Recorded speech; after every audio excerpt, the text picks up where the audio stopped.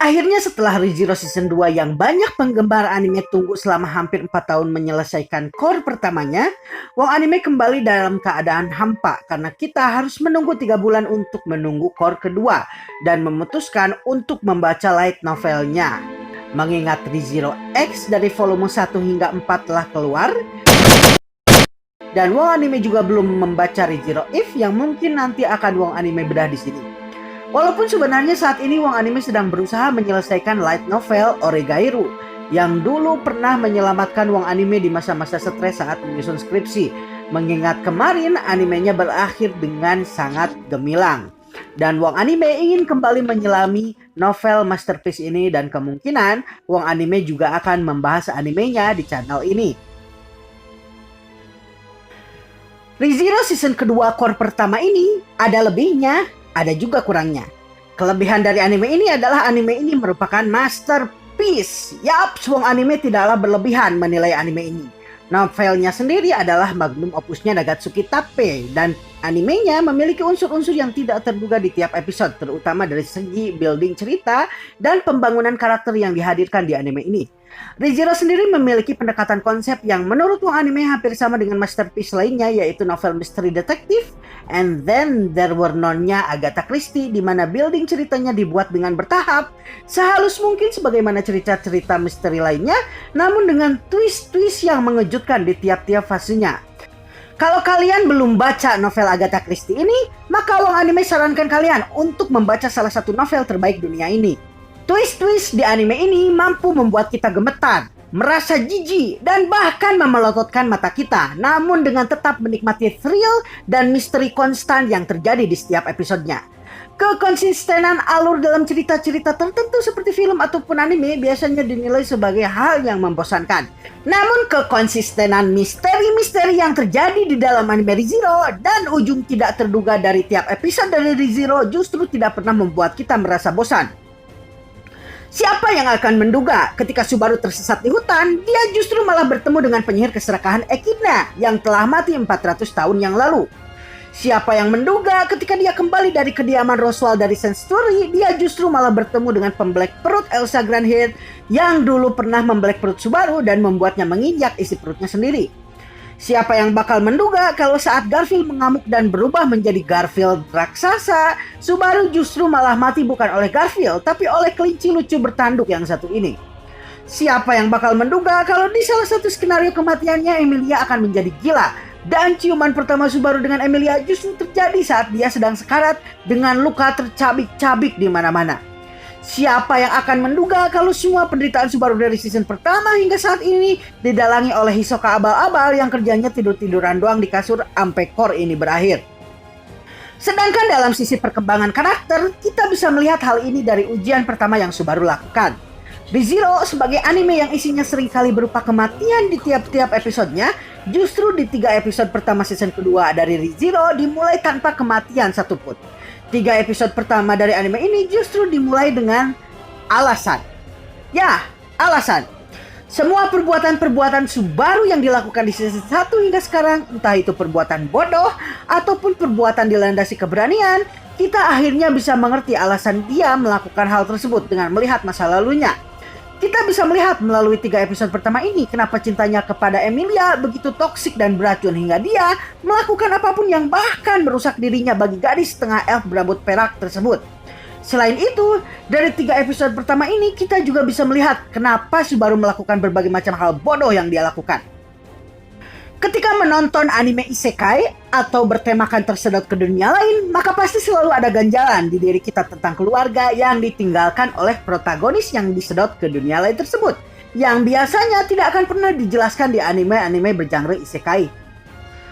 Bagaimana bisa orang yang pindah ke dunia lain tersebut malah santai-santai saja ketika mereka meninggalkan keluarga mereka dan seolah-olah seperti tidak terjadi apa-apa dan seolah kalau hal tersebut adalah hal yang normal dan wajar terjadi. Namun ReZero berbeda. Pada anime ini dijelaskan mengenai latar belakang protagonisnya dengan detail dan rinci. Alasan-alasan Subaru kenapa begitu bahagia ketika dia pindah ke dunia lain. Berbeda dengan anime isekai-isekai lain yang memang mentargetkan para orang-orang nolep tersebut, sehingga unsur traumatis yang membuat para nolep tersebut mengurung diri tidak diceritakan di animenya, ReZero Season 2 core pertama ini justru menekankan pada pentingnya realita dan pentingnya menerima keadaan. Ujian sensory yang dilakukan oleh Subaru pada dasarnya hantaman keras untuk para nolep dan hikikomori di luar sana dari pengarangnya Nagatsuki Tappei bahwa fantasi adalah fantasi. Dan bahwa kita harus menerima realita yang terjadi sekarang sebagai bagian dari diri kita. Walaupun begitu, Wong Anime tetap memiliki beberapa kekecewaannya atas adaptasi anime season 2 core pertama ini. Animenya sendiri adalah masterpiece. Kalau saja kalian belum pernah membaca novelnya sama sekali. Tapi sayangnya, Wong Anime ini adalah pembaca web novel, sehingga bagi pembaca web novel seperti Wong Anime, unsur-unsur adaptasinya pun terpaksa Wong Anime mesti harus bahas. Dan jujur aja, Wong Anime lumayan kecewa dengan adaptasinya. Namun, kekecewaan ini masih tetap dimaklumi sebagai hal yang wajar terjadi, mengingat animenya hanya memiliki durasi maksimal 26 menit, sehingga tidak semua unsur-unsur yang ada di web novel ataupun light novel bisa dimasukkan ke dalam animenya. Sebagaimana kita ketahui, ReZero Season 2 ini mengadaptasi animenya dari light novel, bukan web novel. Sehingga banyak adegan di web novel yang dihilangkan dan tidak dimasukkan ke animenya. Secara pribadi, Wong Anime tidak mengetahui adegan-adegan apa saja yang dihapus dan ditambahkan di light novelnya.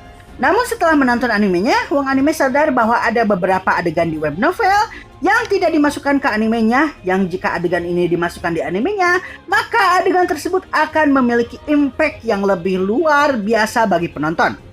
Salah satu adegan yang Wong Anime agak kecewa adalah pertemuan Subaru dengan para penyihir, terutama dengan Daphne si penyihir kerakusan. Di web novel, pertemuan antara Subaru dengan Daphne lumayan panjang dengan interaksi-interaksi yang lumayan aneh. Seperti misalnya Subaru yang melempari kue ke Daphne seperti pawang sirkus melempari makanan ke anjing laut. Dan diakhiri dengan Daphne yang memakan meja yang sebelumnya diduduki Echidna. Namun, yang paling berkesan dari pertemuan antara Daphne dengan Subaru adalah ketika Daphne menunjukkan authority of greed yang dia miliki. Ketika Daphne menunjukkan kepada Subaru authority yang dia miliki dan membuka sebelah matanya, Subaru langsung mengalami rasa lapar luar biasa yang membuatnya memakan tangannya sendiri. Dia lalu memuntahkan jari tangan yang telah dia makan, lalu memakan kembali muntahan tersebut hingga rumput dan tanah di sekelilingnya pun akhirnya dia makan juga. Hingga akhirnya Minerva datang dan menyembuhkannya. Jika saja adegan ini dimasukkan di animenya, maka kita akan tahu dengan pasti seberapa berbahayanya para penyihir ini semasa hidup mereka. Dan peristiwa ini akan memberikan impact yang kuat bagi penonton yang menontonnya. Meskipun banyak hal yang tidak dimasukkan ke animenya, sebenarnya impact animenya sendiri terhadap penonton masih sangat kuat.